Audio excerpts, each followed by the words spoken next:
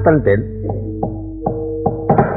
Liripun yen panjenengan boten ninggal nglestantunaken anggenipun tapa menika iman sanget panjenengan sampun dangu anggenipun cukla-cukli bermula sandi senajan to panjenengan menika nglampahi priatos nanging ngatanipun mboten saged nampi nugroho upaminipun mbenjingken putra medhaipun dhateng kang wayah ing saged nampi kamukten awit saking genturipun paduka.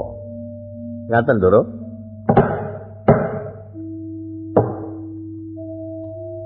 Apa mengkono Semarang. Mekaten Ndoro Mbah Rawa. Yen to pancen kepara nyata kaya mengkono aku anane ming muji syukur mangayu Baskara. Nggih. Ayo enggal padha dilestarekake anggone padha ketapa ya. Iya monggo Den. Mumpung tesih rada esuk mangke nek nganti rada awan manjing alas ngrika nika rada ana sing padhang mangke mripat kula saya pedes. Apa mripat mula to Mar? Nggih Den. Waduh sayang. Mbok ditambani malah kaleresan gini menika saged maringi srana jampinipun menapa mugi kaparinga dhateng ing abdi golek kapuk kapas celupen lenga bensin templokno nang mripatmu sumeten mangke saged sireping geni padhang trawangan nek ora iso nyiwara tor jebluk. Wih, lah ora urus. Ndara wedhus gembel. Ana mata kok kon bleduk. Reng. Kon ngampleng, rangreng. Mulya meneh ngono. Anggepmu sepadamu Pakku. Oh, klumbrak-klumbruk goni ora urus. Mulya meneh. Untal sikil bablas tekan tapel jagat kidul. Wong tuwa kok dapusi. Belum mripate manike minggir malah awas. Mengkutu ipruk.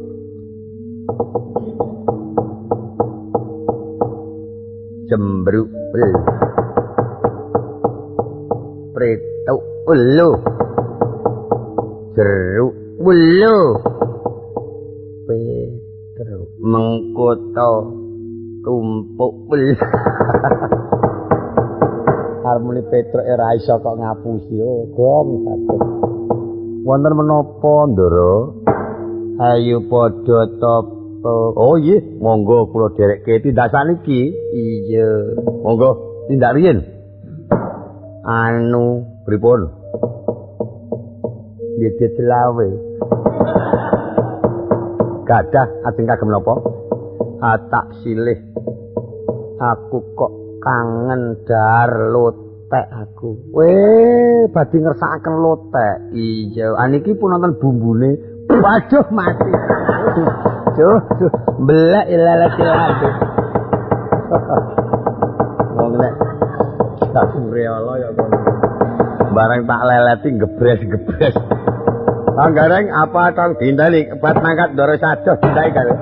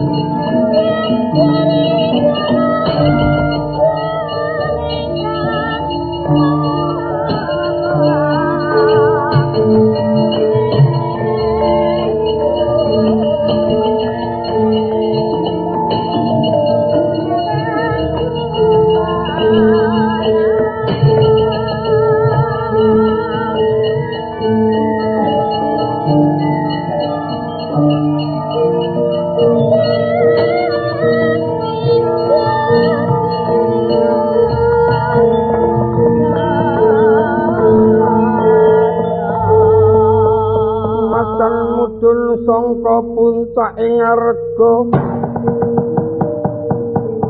manut ilining tirta nglusup ning tengahing wana gung liwang-liwung manebak manaut grulir sang singa manabda lawan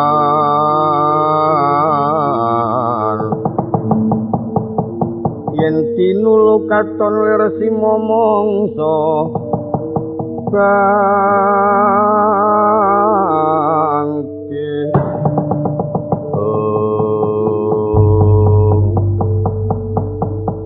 kotapo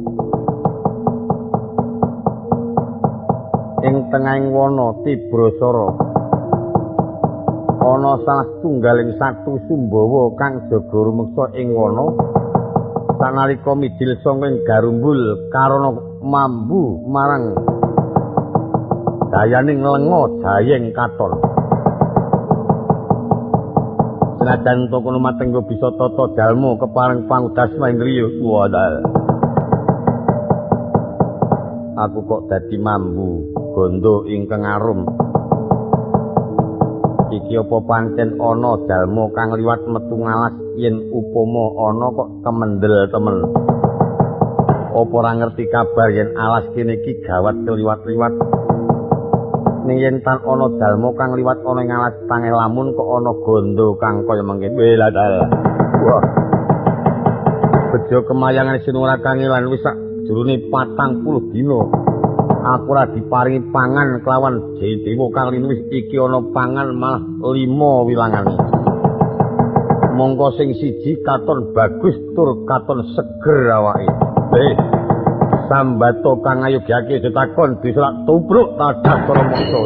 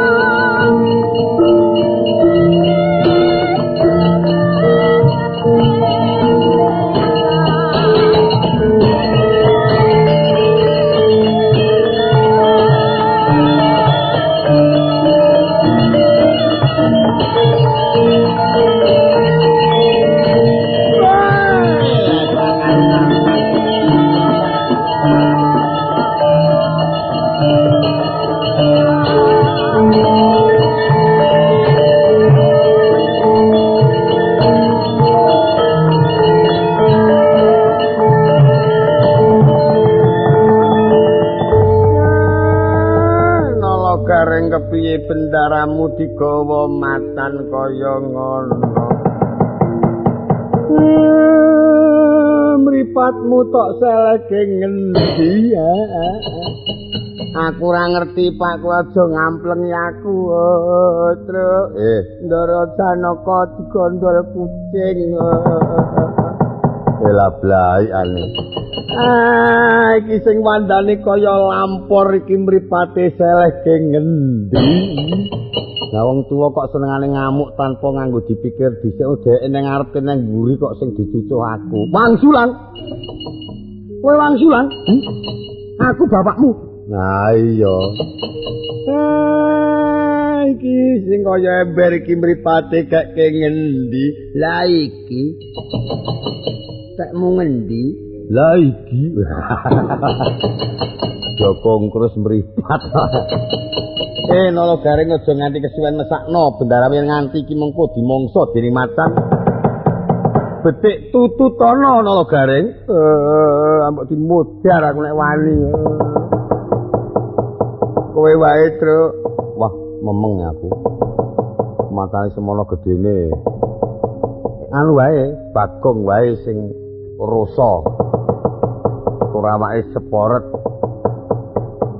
aku ki ndeloro paru-paru ya Mbak Napa nek nggugu aku Semar wae mati-mati wis tuwa ora mung ubeng-ubengan wis ora ana liya kejaba ming Petruk sing tak wawas saiki bendaramu Tututana yen pancen kowe bisa yen pancen kowe bisa nututi bendaramu iki lho dhuwitku pek kabeh.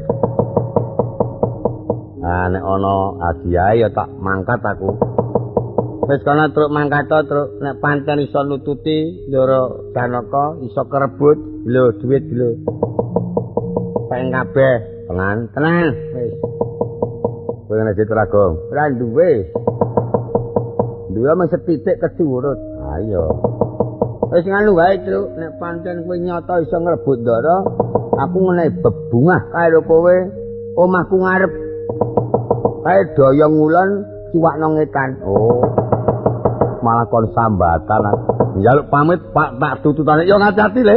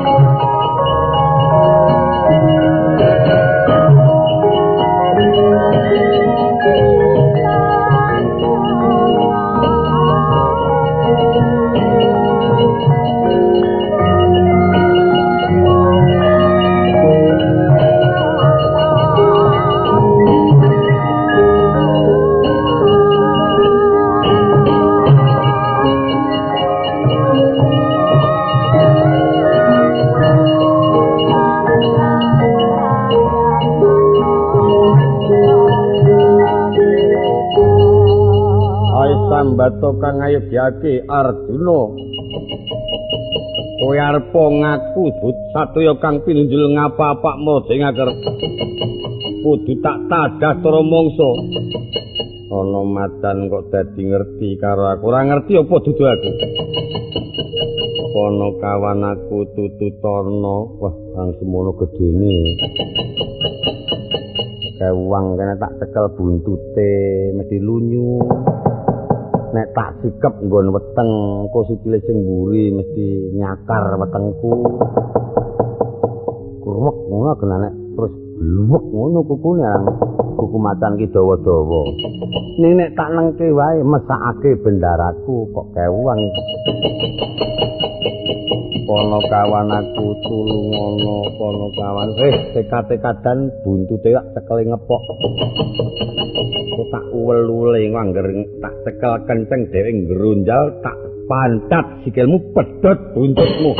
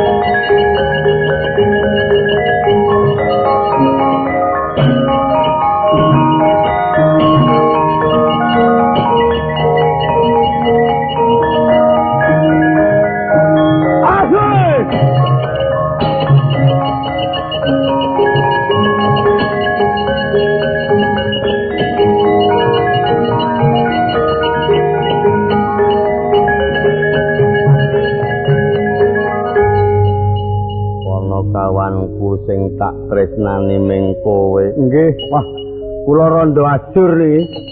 Duleng-uleng, Den. Iya. Kok iso wal sangka tutuk ing matenggo. Untung kula beto gamane kanca setri niki no.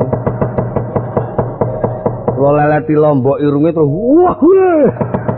Bulane macan niku nggih iso wae nggih. Engko ngono kok digawa. Wae lah gamane. Sangka bunga-bungaku Petruk nyo tak paringi ganjaran Iki ana duit 500 tampan ana. Sembah nuwun. Ditiyayi iki kena gawe jimat. Nek apa tak sak esuk yo bisa nak permanak. Iya. Lah anakku bocah bagus, bocah bagus, bocah bagus. Kowe iso ngrebut ndaramu, iso Pak. Syukur. Anggo iki. Kok kapake ya mung tak aku yo bapakne barang dibagei. Aku bungah banget kowe bisa ngrebut bendaramu kilo-kilo. Duitku pek kabeh. Pira? 250. Ning sing 20 tak longi. Kudu kowe ikhlas. Jalaran tak nggo tuku kelembak. Ya wis kono matur nuwun diparingi pikuwat. Kuwi nggone jimat ya? Iya, Pak. Hatiku bocah bagus, bocah bagus, bocah bagus. Iki ngopo ya iki ngampleng iki. Wah, jan adikku temenanan kowe njer. Kok iso ngrebut ndara, Le? Iya, Kang. Wah, duh wis tenang duit iki aku. Apa perjanjiane karo ya wis aja kuwatirnya tampan ana. Mapan wis kebacut aku muni. Nyoh, Pak pira 20. Ning ana 20 ki wis sing 5 kilo ilang. Ilang tenan wis. Wis ilang tenan, Bro. Emah papi arep. Mun saged uwal saking bebaya ndara. Iya nolo garing. Kok kapake mau terus. Ha iki apa gamane iki? Nang iki. Engko ndak ngulek irung. Kakangku bocah manis, bocah manis, manis jangan ngenong.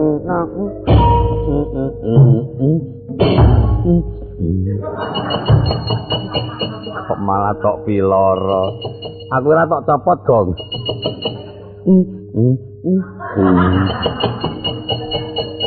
Kowe iki dan malah ngrusak-ngrusak. Lah, seka bunga-bungaku. Kowe iso ngrebut ndara Janaka jan marem temenanan, Truk. Ayo. Ya ini mau ngene dipira? 250 dilongi 20. Kere kok tok gugu. Gareng 20 kilo. Oh, wis tikuse celurut. Bangeteng duwite gareng 20. Nah iki, wah wis guangen wae truk nggo apa kilonya wis aja kuwatir. Kowe kok meng nyekel duit kok ngono ki ora wangun. Nek ora aku sing kae bungah karo kowe ora ono. Mesakake nek tapakene. Kok njune tapake. Ale uwak-uwak mau karang gatel. Hati-hati besok matane mesti tekan kene maneh. Wah, nyemelangi. Arjuna.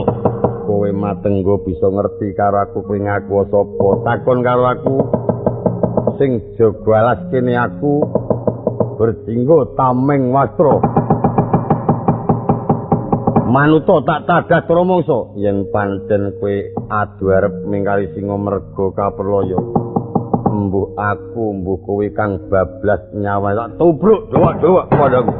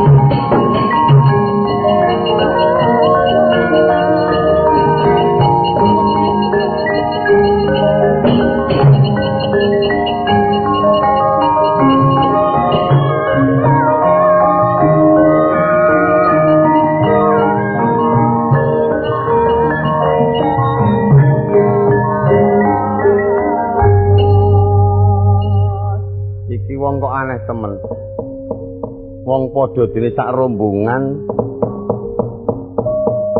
kabeh do waras-waras kok teklak-tekluk dhewe. Wah, anggepe iki waduh. Es iki wae tak pangane. Ning tinimbang iki tak tubruk mengko dianggep aku njulung tungkul tak bukae we. Kowe kok mlebu kamarku kowe?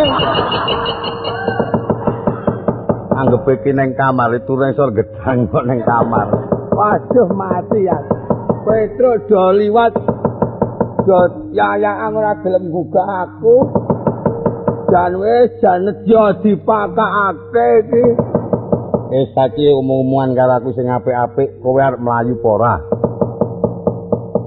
Wis muni yo, mlayu yo tak tututi, tak pangan, ora yo terus tak pangan. Aku mlayu tak tututi, pangan, iya. Ora mlayu yo tak pangan. Kedua ora mlayu wae. Padha wae dipangan kok kesel-kesel. Kowe manut tak pangan. Lho, karang karepmu kepiye meneh karang? Dadi pepintanmu ya. Mangsa bodhoa ning ya kuwi dientekke. Lah iya.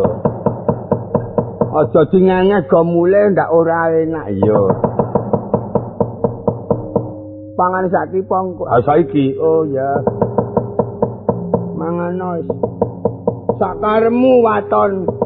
Kok entekke tekate ya ora bayar kok ya. Apa njuk mangklikar? Lho jare dipangan. Gek diwiwiti saka bongkot apa pucuk. Wong kok lek ikhlasan temen. Ojo takon dosa tak tadah cara mangsa panganan tak merem.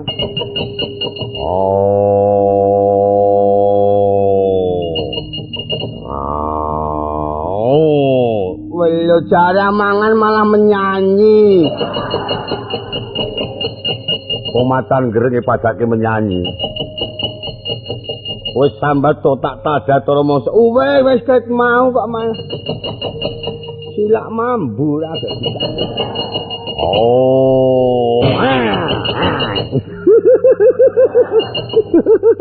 Malah guyu. Karang keri kok ya kowe iki ora. Le mangan ki aja kok ngono ki mangan ya tewel-tewel ngono gek ngombe gek turu ngono. Mangan malah nyimat-nyimit kok ngono demen aku kemekeleng. Ati ngewake iki sing ora keri iki ndi? Hah? Sing ora keri. Kene nek kene ora. Kok gondrong tak biyake ngono pangan. Yo.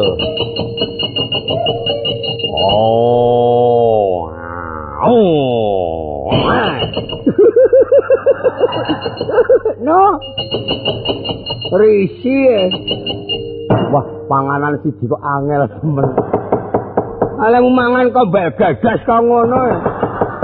Men karek mangan ya dadak kokang lelewa barang haho-haho.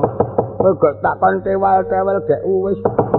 Ora sing ora keri gek endi? Tak pangan temenan. Kene nek kene. Ora keri iki. Tur iki daging temumpuk. Engko gek selalu guyu meneh. Ora wis tak bingkeme.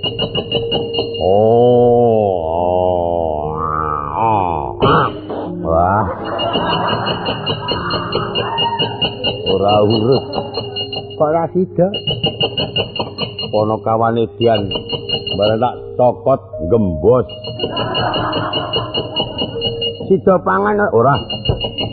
Hah? Ora, setitik ora. Ya wis pangan dhewe. Ora urus panganan ra enak kono tawak-tawake. Arjuna do mlayu tak tadah karo mangsa.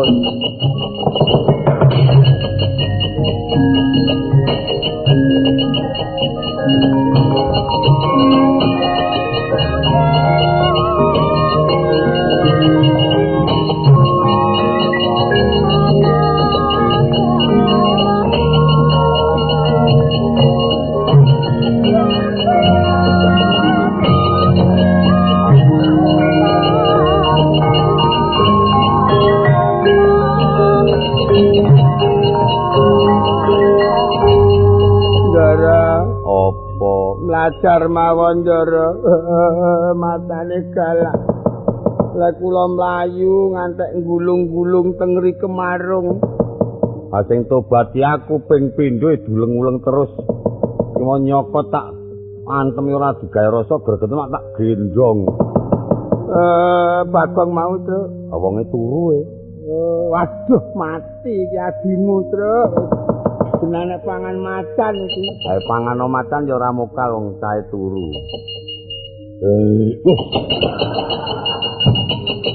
Ora terus. Sakro matane Bagong glegeken. Karang kuwaregeng. Kowe iki mau pangan macan apa mangan? Dipangan macane bareng ngicipi wis isik mentah ora sida. Wis dicokot barang ane macane ora doyan. Monggo Ndara yen pancen wis saged mejahi mateng nggo mlajar kemawon. Aku kerengan karo macan kalah wiyanging jagat nala garing. Oh nggih. Tesih pantun isih syukur. Yen pancen kuat macan bakal tak tibani pusaka Kanjeng Kyai Pulanggeni. Tak tibani pusaka iki ora tumomo aku tak trima kalah karo Matenggo. Ngatos-atos. Wah Ndara Arjuna muring temenan. Ngampil pusaka Kyai Pulanggeni mau sing Pulanggeni iki pusaka mbebayani. Aku arep nggawa aku. Apa? Kyai pulang bengi. Pulang geni apa pulang bengi? Iki pulang bengi nek kae pulang geni. Lak suduk temenane. Anu Truk, tulung laratna iki to. Wong ngunus keris kok sambatan. Wah, dadak wan sulang. Tangane silak keju kok. Iki kudu keris rumbat iki ren. Ala-ala tinggalane putuku kok. Macan-macan ora tumomo ketiban keris Ndara takon dosa. Aku tak tiban kerisku mancrut.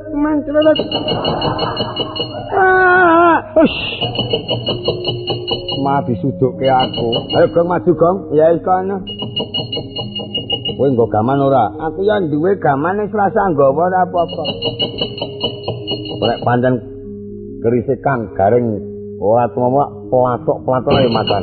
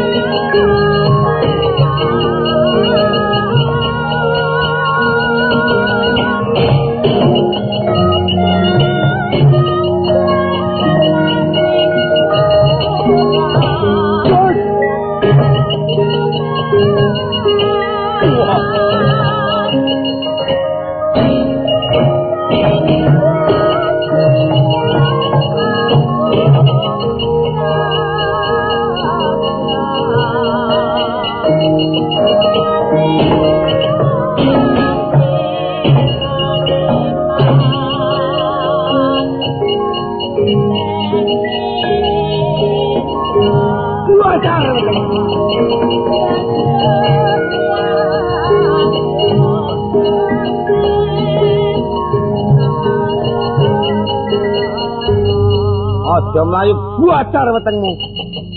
Wah, lah ngeget-geti. Kerise Ndara kok tibake ning irungmu kok ora krasa ki apa njaluk kon nyuduk kerisku. Nek pantelan nyuduk-nyuduk. Ora wedi kowe iki. Sing tak wedene apa? Mancrut. Ketemu. Nyuduk. Ora wedi kowe? Ora, karang ming blek kowe. Omong blek kok dumuk-umuk kowe.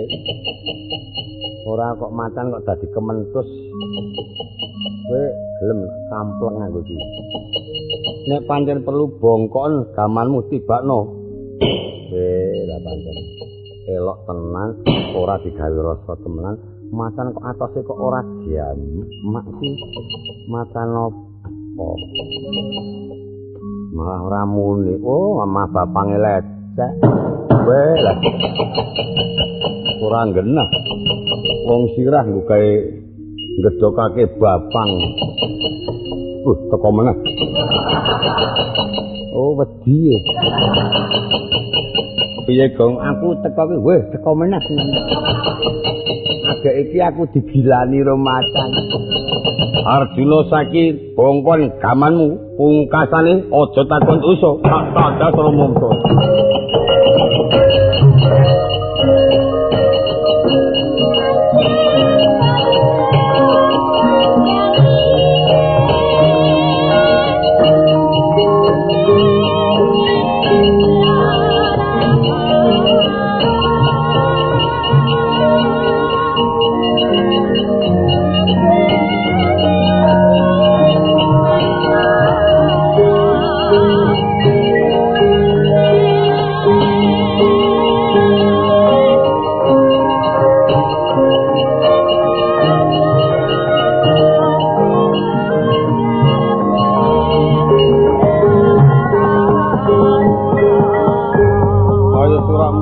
Daya mrata entapun tafsasat padha.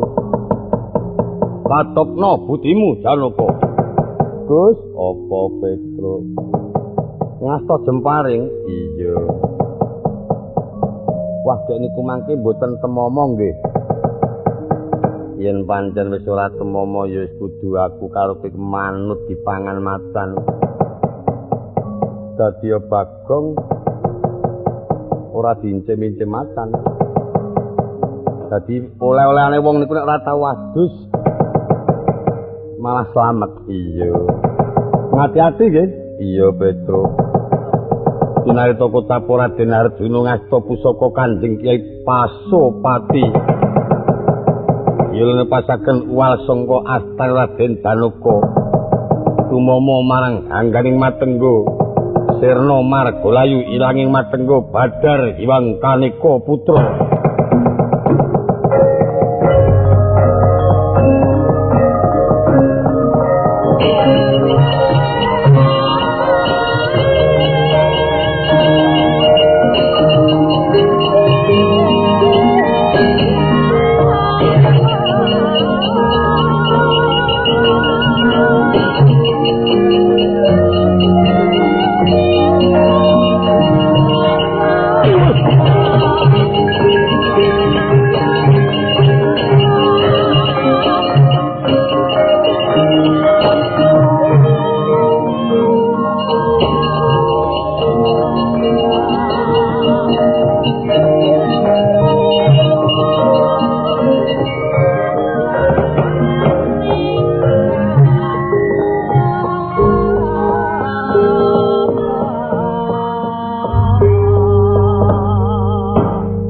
Marang sang Arjuna laut donya katawengan nira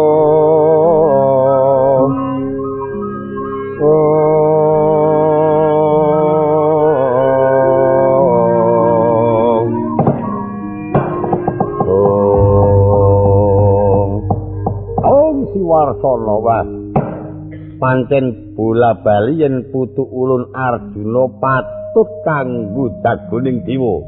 Bukti nyatane bisa ngruwat marang mala trimalaning aptara.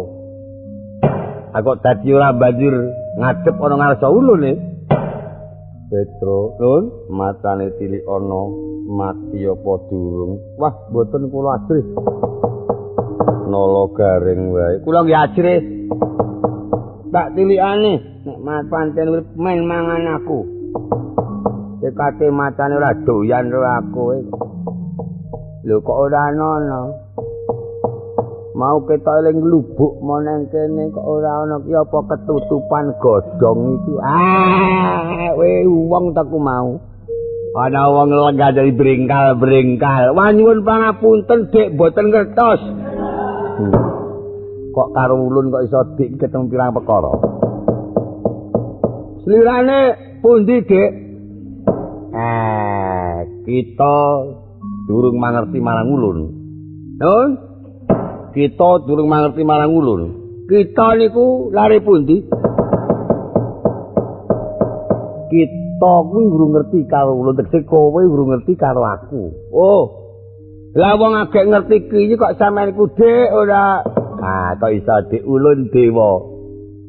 Dewa Suralaya Bathara Narada Patih Bathara Guru. Ya aduh mati aku. Yaneng kadya. Aku njur jandeng-jandeng. Nyuwun pangapunten. Aduh, mboten mangertos babar pisan yen panjenengan menika dewa. Dewa, nggih, dewa. Aduh, nyuwun pangapunten. Ya ora dadi apa. Kita dutus punapi kelawan bendara kita. Kita meneh. Kula dereng tepang kalih kita. Kita ki kowe yen cara dewa ulun aku yen penapi apa yen mbuya ora. Oh, yen slamet kumayangan yen kepiye kadiparan. Oh, dadi ngono kuwi. Nek muni kepiye kowe kadiparan kita nggih pun. Kita dutus penapi kelawan bendara kita. Mboya kepiye? Mboya ki ora kok mboya. Oh, nganu ulun. Ya. Ulun puniki wau dipun utus kaliyan Ndara Ulun supados nuweni batang matan ingkang idalipun wonten ngersa kita. Kita prisa. Ilanging matan ulun sing dadi mboya ngandel. Matane gedhe mongko kita ming kaya godhong jati. Dewa padake dong jati. Dewa iku luwih kuwasa, Bagong. Ulun dadi kewan sing luwih gedhe maneh yen pancen ulun sabda bisa. Weh, ampuh. Dadi anu ula sing gedhe, iya ulun sabda bisa. Dadi kebondanu sing sungune jergenggeh, iya bisa. Edan. Dadi celeng, yo ulun sabda bisa. Ampuh, waduh. Dadi lempeng, ulun boya. Ana dewa kawan dadi lempeng. Nek iso tak kletik-kletik. Marata Bagong, kita matur marang Arjuna supaya ngadhep ana ngersa ulun, awit ulun dinuta marang Adi Guru. Ulun dinuta marang Adi Guru. Nggih. Kita ulun atur nyecakaken ulun badhe lengser saking pisowanan. Ya kana Bagong, nuwun. Ndara apa matane wau macan gembulu ijo. Gembulu ijo ki apa kadungang sing dadi sapa? Dewa saking Suralaya. Asmane sapa? Mati aku urung takon. Asmanipun Narada. Anu Narada. Bathara Narada medhun ana Martapada tole. Heeh, Pak. Kae adikku. Anu kita kan mriko. Aku ditimbali. Nggih, kalih kita Semar, kita Gareng karo kita Petruk. Engko nek mlumpuk do arep diulun. Bagong nek omong sak enake, yaning talaga di langit. Mambang tepas wulan pamaneka. Lintang Tulya Jaya Kusuma Yuwana sumawur.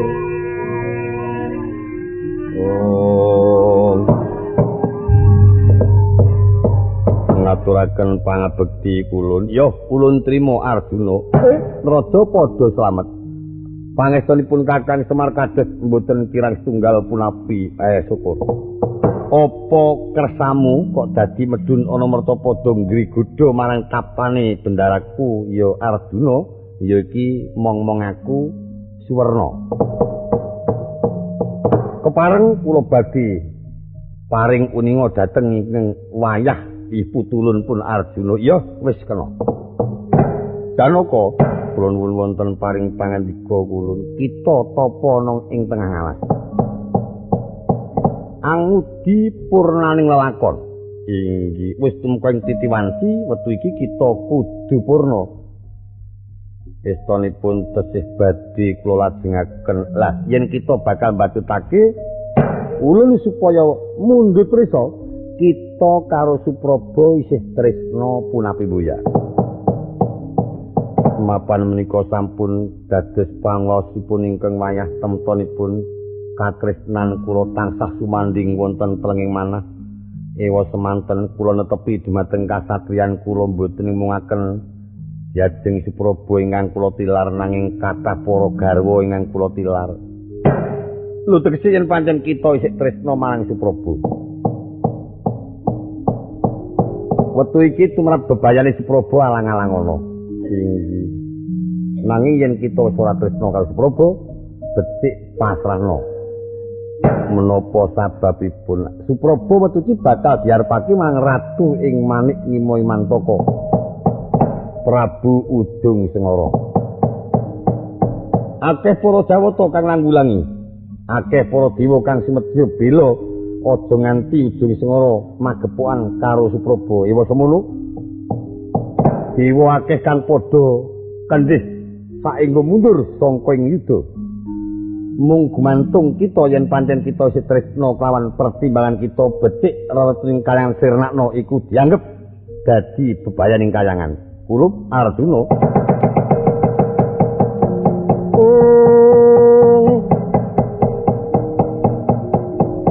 Dewa nuntun wong aprang kasangasayan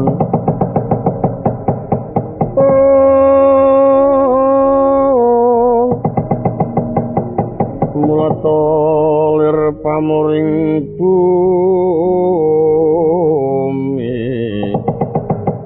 tinon saking puntaing arga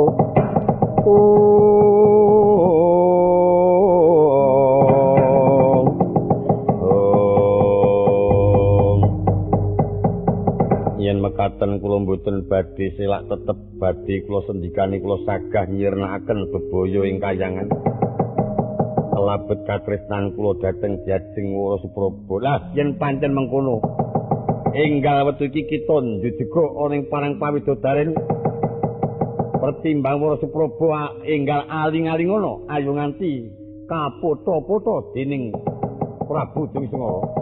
Semar pripun Den? Para putra-putramu kandhanono aku bakal nyirnakake regeting kayangan Suralaya. Nggih mangke kula jae Gareng Petrus Bagong.